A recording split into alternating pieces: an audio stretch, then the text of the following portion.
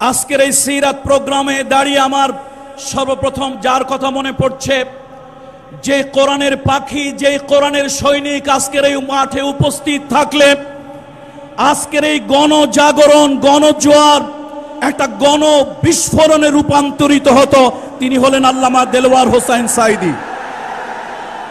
কিন্তু দুর্ভাগ্য, দীর্ঘ 15টি বছর এক জগদ্দল জালিম স্বৈর শাসক, এক জগদ্দল জালিম স্বৈর শাসক আমাদের বুকের উপরে চেপে বসেছিল, যেই জালিমদের কারণে আমাদের কণ্ঠ রোধ হয়ে গিয়েছিল, যেই জালিমদের কারণে আমাদের দৃষ্টিশক্তি লোপ পেয়েছিল, যেই জালিমের জুলমের কারণে আমাদের নাভিশ্বাস শুরু হয়েছিল। আসসালামু আলাইকুম ওয়া রাহমাতুল্লাহি ওয়া বারাকাতুহু। আলহামদুলিল্লাহ ওয়াসসালাতু ওয়াসসালামু আলা রাসূলিল্লাহ ওয়া বা'দ। আউযু বিল্লাহি মিনাশ শাইতানির রাজীম। বিসমিল্লাহির রহমানির রহিম। লাকাদ কানা লাকুম ফি রাসূলিল্লাহি উসওয়াতুন হাসানাহ। ওয়া ক্বালা রাসূলুল্লাহ সাল্লাল্লাহু ওয়া সাল্লামু আলাইহি বুইসতু লিউতাম্মিমা মাকারিমাল আখলাক আও কামা ক্বালা আলাইহি সাল্লাতু ওয়া সালাম। সিরাত উদযাপন কমিটির উদ্যোগে আয়োজিত আজকের এই বিশাল জনসমুদ্র, রাসূল আকরাম সাল্লাল্লাহু আলাইহি ওয়াসাল্লামের জীবন দর্শন আলোচনার আজকের এই মাহফিলের সম্মানিত সভাপতি, বিশিষ্ট আলেমে দ্বীন, অন্যায় অসত্যের বিরুদ্ধে বলিষ্ঠ কণ্ঠস্বর হযরত মাওলানা আবু তাহের সাহেব জিহাদি সাহেব হাফেজাহুল্লাহ, মঞ্চে উপবিষ্ট আছেন বাংলাদেশের আলেম জগতের নক্ষত্রতুল্য হাজারাত উলামায়ে কেরাম, উপস্থিত আছেন বিশ্ব ইসলামী আন্দোলনের অত্যন্ত সুশৃঙ্খল, সুনিয়ন্ত্রিত, সারা দুনিয়ায় প্রসিদ্ধ একটি সংগঠন বাংলাদেশ জামাত ইসলামীর ঢাকা মহানগরীর উত্তর এবং দক্ষিণের সম্মানিত নেতৃবৃন্দ। আজকের এই সিরাত প্রোগ্রামে দাঁড়িয়ে আমার সর্বপ্রথম যার কথা মনে পড়ছে, যে কোরআনের পাখি, যে কোরআনের সৈনিক আজকের এই মাঠে উপস্থিত থাকলে আজকের এই গণজাগরণ, গণজোয়ার একটা গণ বিস্ফোরণে রূপান্তরিত হতো, তিনি হলেন আল্লামা দেলওয়ার হোসাইন সাঈদী। কিন্তু দুর্ভাগ্য, দীর্ঘ 15টি বছর এক জগদ্দল জালিম স্বৈর শাসক, এক জগদ্দল জালিম স্বৈর শাসক আমাদের বুকের উপরে চেপে বসেছিল, যেই জালিমদের কারণে আমাদের কণ্ঠ রোধ হয়ে গিয়েছিল, যেই জালিমদের কারণে আমাদের দৃষ্টিশক্তি লোপ পেয়েছিল, যেই জালিমের জুলমের কারণে আমাদের নাভিশ্বাস শুরু হয়েছিল। আজকে সেই ছাত্র আন্দোলনের, বৈষম্য বিরোধী ছাত্র আন্দোলনের সেই শহীদদের জন্য আল্লাহ সুবহানাহু ওয়া তাআলার কাছে দোয়া করি। যারা আহত হয়েছেন, যারা ক্ষতিগ্রস্ত হয়েছেন, তাদের ক্ষতি আল্লাহ তাআলা তার আরশে আজিম থেকে পুষিয়ে দিন, সে দোয়া করছি। আজকে বুক ভরে নিঃশ্বাস নিতে পারছি। আমি তো মনে করি আল্লামা কালের পরে বাংলাদেশের জমিনে আজকে একটা নতুন ইতিহাস, একটা নতুন অধ্যায় সৃষ্টি হয়েছে।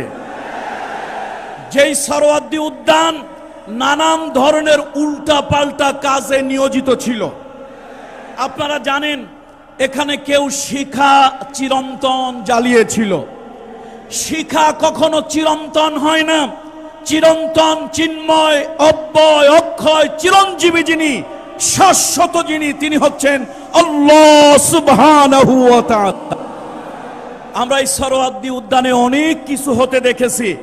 আজকে কালের সাক্ষী হলো, আজকে কালের সাক্ষী হলো বৃষ্টি স্নাত কদ্দমক্ত এই জমিনে আল্লাহর হাবিবের সিরাত আলোচনার জন্য একটা নতুন দিগন্ত, নতুন মুখ উন্মোচিত হলো।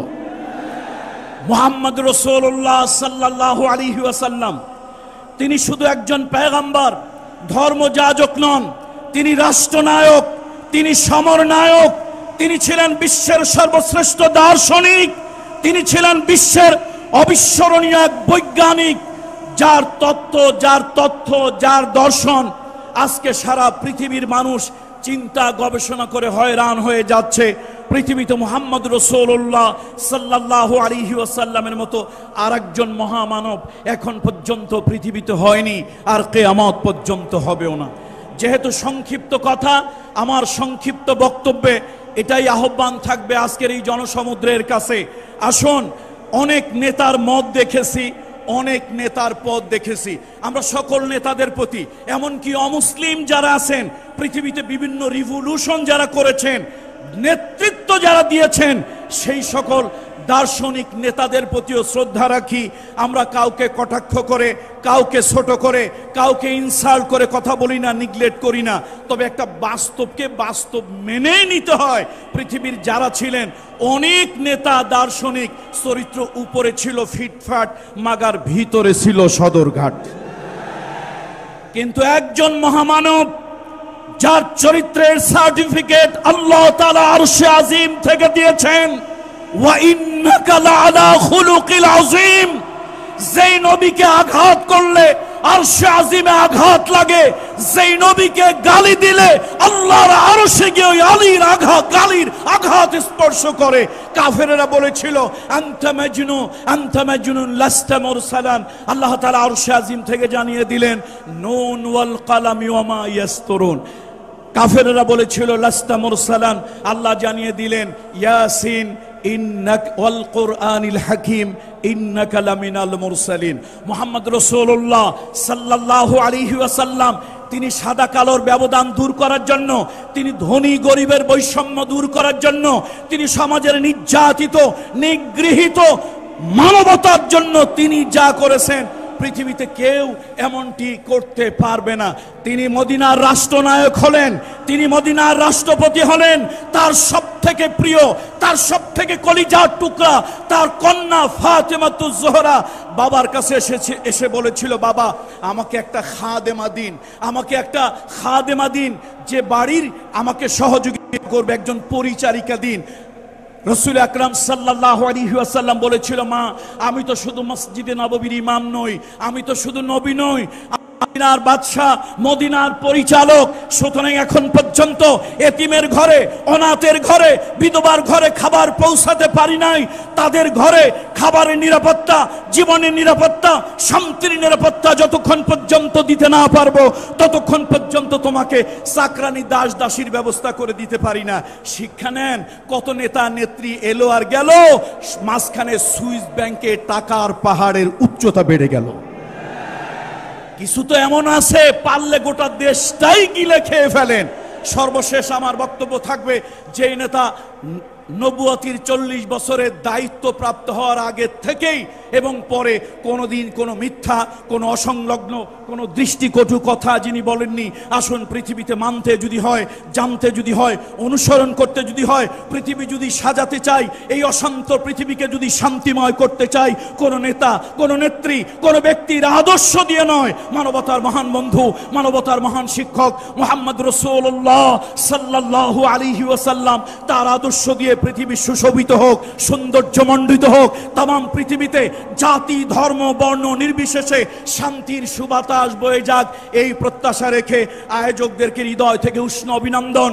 সরওয়ার্দী উদ্যান রাসূলুল্লাহ সাল্লাল্লাহু আলাইহি ওয়াসাল্লামের সিরাতের উদ্যান হলো একটা নতুন ইতিহাসে একটা নতুন অধ্যায় সৃষ্টি হলো। আল্লাহ তাআলা কিয়ামত পর্যন্ত থেকে চালু রাখুন।